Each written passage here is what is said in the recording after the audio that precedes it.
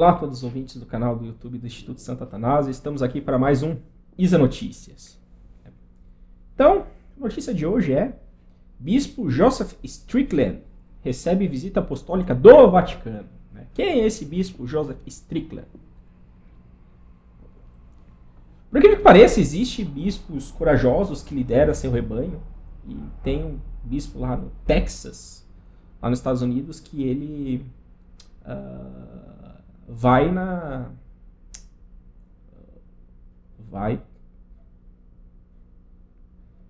Como é que se chama o...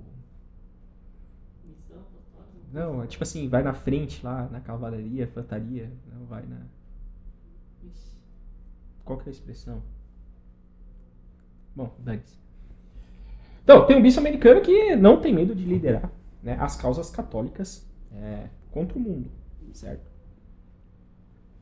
Então vamos à notícia. E esse bispo vai receber uma visita apostólica. Vamos lá. Monsenhor Strickland, bispo de Tyler, famoso por sua aberta defesa da doutrina católica, atualmente está recebendo uma visita apostólica do Discatério para os bispos do Vaticano, dirigida por 2 bispos aposentados. O bispo da América, Monsenhor Joseph Strickland, recebeu uma visita apostólica do Vaticano, causando especulação de que poderia ser uma resposta às suas declarações e ações abertas em relação à defesa da doutrina e moral católica, as quais suscitaram controvérsia em alguns ambientes eclesiais, segundo informam certas fontes. Os modernistas não gostam de... Você pega um bispo que defende abertamente a doutrina e a moral católica, o modernista vai ficar... você é muito... Como diz o Papa Francisco, rígido.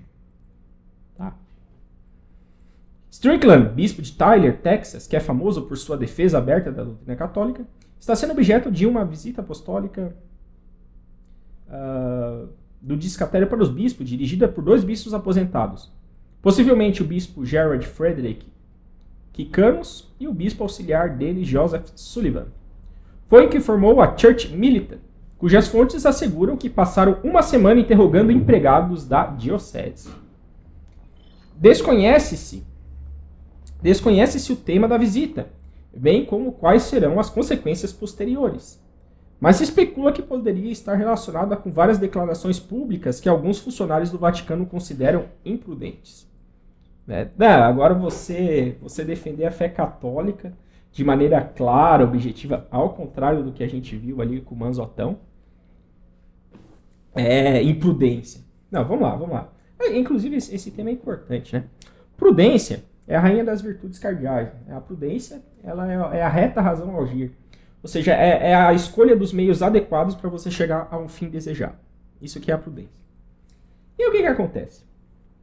Acontece o seguinte, tem muita gente que se refugia numa falsa prudência, né, como se ela fosse sinônimo de cautela.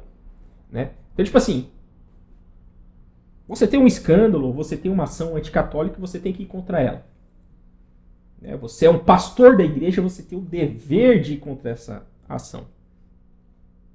E aí você chega assim, não, temos que ir com calma, temos que ir com cautela, veja bem, né? Sempre o veja bem e tal. Não, tudo bem. A gente tem que ver bem que uma das virtudes anexas à prudência, né, é a circunspecção, a gente saber olhar em volta e saber o que está acontecendo. Mas, né, quando você já tem uma visão razoável sobre o que está acontecendo, você pode agir. Mas o que acontece? Existe um critério, o critério pelo menos que eu uso, né, para discernir se uma prudência ela tem lastro ou não, é se ela vem acompanhada da virtude da fortaleza. Ou seja, para você ser prudente, você precisa da fortaleza, você tem que ter coragem de agir quando deve agir.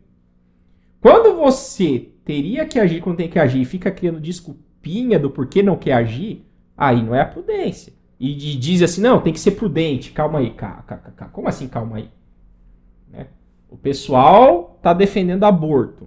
O pessoal está defendendo casamento sodomita. O pessoal está indo em podcast, em entrevista, dizer que, na verdade, todas as religiões têm um só Deus, né? Que as religiões são maneiras diferentes de ver um só Deus. Né? O que é colocar a Igreja Católica sob a égide da religião universal. Não sei se o padre Manzotti tem consciência de que ele estava fazendo isso, mas, enfim, é isso que está em jogo. Não! Diante disso, você tem chegado assim: Jesus Cristo é Deus que se fez homem. É a segunda pessoa da Santíssima Trindade. Deus é unitrino, etc. Ô, Augusto, você está sendo imprudente em fazer vídeos desse tipo. Não, como assim imprudente? Pô, o padre fez um escândalo, assim, um padre famoso, respeitado, dá um escândalo desse, né, que vai contra a doutrina católica. Né, o mínimo que eu posso fazer, sabendo disso, é tipo assim, não, eu tenho que contrapor o padre. Né, eu não sei o que houve. A minha teoria é que, por exemplo, o padre Manzotti foi abduzido. Ah, mas agora eu tô sendo imprudente por falar isso. Não, eu tenho que falar, né? Assim, alguém tem que falar. Inclusive, eu vi alguns influencers católicos comentando sobre o padre Manzotti. Aí teve uma passãozinha de pano no seguinte sentido, né? Eu gosto muito do padre Manzotti, mas aquele se equivocou. Ele ficou meio em cima do muro, né? Vocês estão doidos. Ele falou atrocidades teológicas. Vamos lá. Então, novamente, sugiro esse critério de discernimento, né? Se a prudência, ela tá tentando mascarar, se a suposta prudência tá querendo mascarar uma covardia, não é prudência verdadeira. Certo? Então, provavelmente, né, o bispo Strickland não é imprudente. Não está claro se a visita é uma advertência ao bispo de 63 anos ou o prelúdio de sua destituição, comenta Church Militant. O que parece estar claro é que qualquer que seja a razão oficial, o mais provável é que seja um pretexto para silenciar os comentários de Strickland, segundo as fontes da Church Militant. Entre as posturas do bispo que suscitaram controvérsia, lista-se ter instado o Papa a negar a Sagrada Comunhão à ex-presidente da Câmara de Representantes dos Estados Unidos, Nancy Pelosi, por causa de seu apoio ao aborto legal. É bela e moral, né? Não vi nada de imprudente nisso, né? Para você comungar, assim, básico da catequese, para você poder comungar a Eucaristia, vocês têm que estar livre de pecado mortal na consciência. Se você é um pecador público que defende publicamente o aborto, como é o caso dessa deputada aí, né, tal, é dever do pastor negar a comunhão. E se é dever do pastor negar a comunhão, que dirá o dever do pastor dos pastores, que é o Papa, né? Então, o Bispo Stickler deu um bom conselho pro Papa. Não tem nada de... né, dar bons conselhos também faz parte da prudência. Né? Então, não tem nada de imprudente aqui, não. Vamos continuando. Outra controvérsia foi a acusação do Papa participar de um programa para minar o depósito da fé. Tem vários indícios de que isso acontece. Né? O Papa Francisco é especialista em querer usar a pastoral para atropelar a doutrina. Né? Então, o Bispo Stickler está vendo as coisas. Está vendo a coisa e está alertando. Não tem prudência nisso. E de ter condenado a blasfêmia pró-homossexual do padre jesuíta herético James Martin. Também, e aí que inclusive o Papa Francisco dá carta de apoio, etc. E é um dos apostolados mais escandalosos dos Estados Unidos. Então o Bispo Stickler está em seu pleno juízo católico. Não tem nada de imprudência nisso, não. Você veja, você está falando de escândalos, né? O escândalo, por definição, é algo manifesto. A oposição ao escândalo tem que ser manifesta também. Né? Não tem que ser como esses católicos pseudo-prudentes que tipo... Não, fica quietinho aí, só reza. Né? Esse quietismo bocó. Aí, temos que rezar e temos que usar de parresia. Quando que nós temos que ser mais, digamos, comedidos nas palavras, quando a gente tem que ser mais energético? Aí a prudência que vai tentar fazer o juízo, né, da questão. Mas, né, o São Francisco de Sales, né, o Conselho Geral de São Francisco de Sales para isso é o seguinte. Quando você está diante de um ambiente em que as pessoas estão errando, estão fazendo escândalo por causa da ignorância, você tem que ser brando. Brando e paciente. Por quê? Porque não é que elas não têm má vontade. É simplesmente porque elas não conheceram, nunca teve ninguém que as ensinou. Então vai fazer esse papel. Porém, quando você está diante de alguém que é rebelde, que é revolucionário, que quer o mal, que gosta, que quer defender o mal, e uma vez que você tenta alertar ele de que é o mal, ele ainda te esculacha, etc. Ou seja, você está diante de pessoas mas aí você tem que ser mais energético. Né? Então, de maneira geral é isso. Mas vamos lá. Então, o Strickler, pelo visto, ele é um bispo energético quando tem que ser energético. Tô gostando dele. Primeira vez que eu ouvi falar dele aí, mas tô gostando. Em 2022, mobilizou os fiéis de sua diocese a observar um dia de oração e penitência no trágico aniversário de Roe versus Wade, no sábado, dia 22 de janeiro. Pô, oração e penitência. Um bispo que lembra que, né, a penitência faz parte da vida católica. Poxa, é difícil achar isso hoje em dia. Hoje em dia é aquela coisa, Deus é amor, misericórdia, tal. Esse romantismo bocó da espiritualidade de hoje em dia. Né? Não, e cadê a penitência, o sacrifício?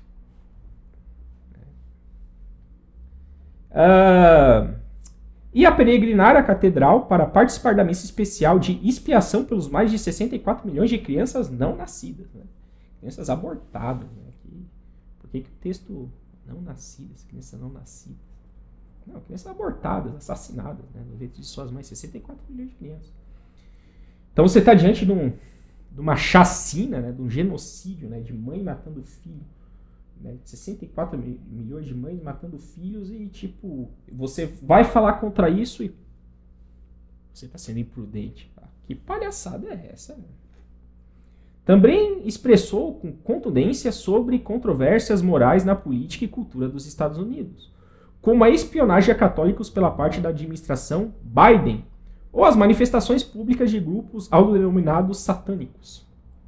Mais recentemente, interveio em um protesto contra a equipe de beisebol dos Dodgers de Los Angeles, por acolher uma trupe de drag queen anticatólica chamada Irmãs da Perpétua Indulgência, que se apresentam vestidas de monge.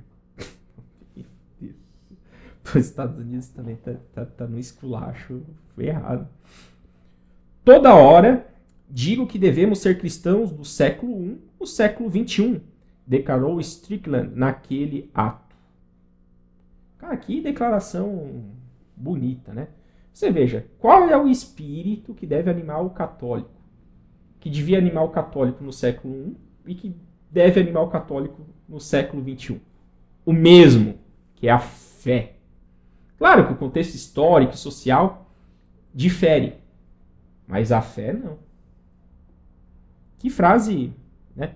E por que ele está fazendo, né, menção ao século I? Né? Vê como o Strickland está lendo bem, né, o sinal dos tempos. Quem, enquanto os modernistas ficam achando que a gente está caminhando para o Cristo cósmico e que, portanto, a igreja tem que mudar sua doutrina porque ela está ultrapassada, o Strickland sabe que é o oposto. Sabe que a sociedade está decadente e está se paganizando porque está abandonando a fé. Então está havendo uma apostasia geral das nações. Né? Já pronunciado por Nossa Senhora e tal. Está havendo essas apostasias. Aí o que acontece? A maioria das pessoas hoje em dia, em termos práticos, tá? São pagãos. Né? No máximo, pagão batizado. E o Strickland está vendo isso. Então, e no século I era isso. Tinha novos cristãos e toda uma sociedade pagã ao seu entorno. Então nós temos que, sim, ser cristãos do século I, ou seja, mesmo que sejamos minorias, temos que continuar fiéis à fé no século XXI. Ele vai continuar. Provavelmente a maioria de nós não precisaremos derramar nosso sangue. Hoje em dia a perseguição aos cristãos não está sendo a perseguição, aquele martírio físico. Né? Esse que é o problema. O problema é que hoje em dia o martírio é espiritual. A pressão para você dar uma respostinha que vai agradar o mundo ao invés de Deus, como, por exemplo, fez o Padre Manzotti recentemente no podcast do Flow, que a gente reagiu, é muito grande. É muito grande. E isso o que faz? Mata o corpo? Não, mas mata a alma. Isso é trágico. Vamos lá. Não precisaremos derramar nosso sangue, mas se for o caso de precisar, devemos estar preparados como mártires. Né? Pô, se um bispo fala isso, né, e vive isso, não vai ser uma visitinha apostólica que vai amedrontar ele. Né? O mais importante é que vivamos nosso martírio. Temos que viver como aqueles que estão dispostos a morrer e a viver pelo sangue que foi derramado para todos nós. Ou seja, né? Cristo derramou o sangue dele por todos nós, nós temos que estar preparados para derramar nosso sangue em honra a ele. E é nisso que consiste a nossa salvação via martírio. Isso aí. Sobre este último evento e a reação de Monsignor Strickland, o cofundador e redator-chefe de Life Site News, John Henry Weston, comenta que o bispo veio correndo de Los Angeles desde a conferência episcopal. O bispo de Tyler é quem foi a Los Angeles. O bispo de Tyler não faria uma procissão. O bispo de Los Angeles não faria uma procissão. E adiciona, outros bispos provavelmente não queriam que fosse. É possível imaginar o que lhe falaram na conferência episcopal, mas ele foi mesmo assim. Foi para defender a fé de um sacrilégio absoluto, feito por um grupo de ódio anticatólico mais repugnante da América. Vocês vejam só, ó a situação, que bispo formidável, cara, que bispo formidável. O pessoal do Dodger de Los Angeles estava aloprando contra a fé católica, utilizando drag queens, fazendo o maior sacrilégio público. Os católicos foram se manifestar contra isso. Imprudência? Não. Né? Estamos diante de um escândalo de sacrilégio. É nessa hora que o católico tem que estar pronto para defender a fé, não se acovardar. O bispo estava provavelmente numa reunião burocrática da CNBB dos Estados Unidos, viu aquilo e disse, eu vou para Los Angeles liderar isso aí. Porque o próprio bispo de Los Angeles, que devia estar na linha de frente para fazer isso aí, né? É muito imprudente, né? Viva a diversidade, né? Diversidade na unidade, né? Não é isso que esses modernistas gostam de falar? Bom, nem sei se o bispo de Los Angeles é modernista, pode ser um caso de covardia, né? Mas o bispo Strickland foi. Viajou, ou seja, tá havendo sacrilégio, precisamos nos manifestar, tem a burocracia da CNBB aqui para ser realizada. Qual que é mais importante? A defesa da fé ou a burocracia? Acho que nesses casos a burocracia pode esperar. Que exemplo de prudência, né? Que exemplo de prudência. Sem respeito humano com os próprios colegas bispos, né? Isso aí é fantástico, cara. Que admirável esse bispo. Temos que rezar esta noite pelo bispo Strickland, continua Weston, e pela sanidade da igreja, porque estão atacando o número 1 dos Estados Unidos. De fato, há poucos bispos em todo o mundo que sejam mais corajosos, mais fiéis, mais fervorosos por Jesus Cristo do que o bispo Strickland. E eu acredito, difícil ver uma coragem disso aí. Algo parecido, né, algo de mesmo nível, por exemplo, do Atanásio. O Atanásio tem um comportamento parecido ali. O Atanásio, quando ele é instigado, ele não fica falando, veja bem, a teologia está em desenvolvimento, né? E tal, essa realidade está se impondo, então vamos nos ajoelhar a essa realidade. Mas Padre Manzotti, a gente não tem que se ajoelhar para Jesus Cristo. Não, mas a teologia não está pronta ali, né? Esse detalhe aí, Jesus Cristo esqueceu de ensinar. Mas é só um detalhezinho do sexto mandamento ali que dá para dar um jeito, né? Você veja, né? Você vê, assim, você pega o vídeo anterior do react do Manzotão e você pega um exemplo como esse do Monsignor Strickland, meu Deus, né? Fica patente a diferença. Aí tem outra notícia, essa notícia foi da Info Católica. Aí tem uma notícia da Gaudium Press, né, que eu fui ver, né? Mas do que se tratou essa entrevista, né? Tentar pegar outras fontes. E a Gaudium Press trouxe umas notícias interessantes, que foi a seguinte.